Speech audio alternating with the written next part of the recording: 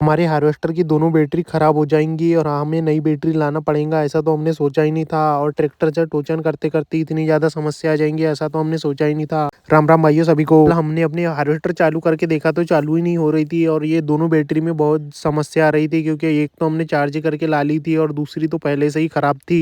लेकिन जो चार्ज करके लाई है वो भी सही से काम नहीं कर रही है, तो इन्हें बदल के हमें नई बैटरी ही लाना पड़ेगा, नहीं तो हमें सीजन में बहुत ज्यादा समस्या आ जाएंगी। कि हम रस्सी से बार बार हार्वेस्टर चालू नहीं कर सकते, इसलिए मेरे दोस्तों को लेके निकल गया मैं दोनों बैटरी लेकर मुल्ताई के लिए, क्योंकि आज हमें कोई भी हालत में नई बैटरी लेकर आना है। हमारे गांव से 3 किलोमीटर दूर यहाँ पट की व्यवस्था थी, तो यहाँ जाकर थोड़ी सी पट देखी, क्योंकि यहाँ बहुत दूर दूर से बैल आए थे, लेकिन पूरे महाराष्ट्र के बैल थे, हमारे इधर के बहुत ही कम बैल थे। तो यहाँ थोड़ी देर में बैल भी दौड़ने लग गए। भाई साहब इसे देख के बचपन का याद आ गया, क्योंकि बचपन में हम भी जाते थे ऐसे ही देखने के लिए, लेकिन अब तो शौक नहीं रहा उतना। बाकी कौन कौन इस चीज का शौकीन है कमेंट करके बताए। और इसके बाद 2 से 3 जोड़ी दौड़ने के बाद फिर हम निकल गए अपने काम के लिए, कि हम ज्यादा लेट हो जाएंगे तो फिर दुकान वगैरह बंद हो जाएंगी। तो फटाफट अपनी बैटरी को उठाते हैं और चलते हैं मुल्ताई के लिए। 2-3 दुकान घूमने के बाद फिर आ गए एक रेलवे स्टेशन वाली दुकान पर, क्योंकि यहाँ से हमने पहले भी ले गई थी बैटरी और भैया अच्छे रेट में देते हैं, इसलिए इनके गोडाउन पर आ गए और सबसे पहले बैटरी चेक करी, क्योंकि जो हमारी बैटरी है वो तो नहीं मिल रही थी, तो हमें एक्साइड की बैटरी ले जाना है।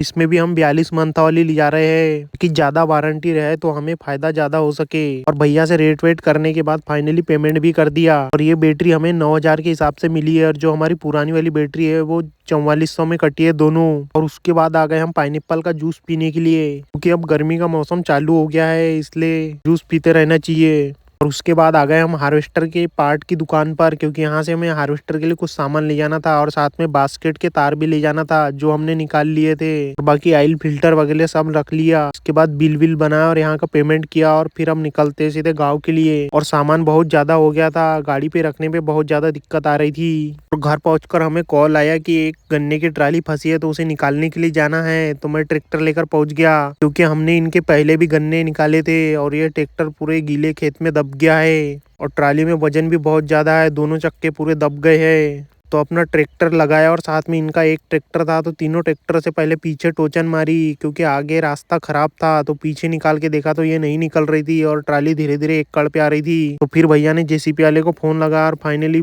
2 घंटे के बाद जेसीपी भी आ गई। और जेसीपी ने पहले सामने का रास्ता क्लियर किया और इसके बाद अपने ट्रैक्टर से टोचन लगाकर हमने ट्राली निकाल ली। ट्राली को निकालकर अच्छे वाले रास्ते पे कर दिया खड़ा, और इसके बाद अपना ट्रैक्टर लेकर हम आ गए। और लाइटिंग कुछ ऐसे लग रही थी। मिलता हूँ नेक्स्ट वीडियो में। वीडियो को लाइक, चैनल को सब्सक्राइब जरूर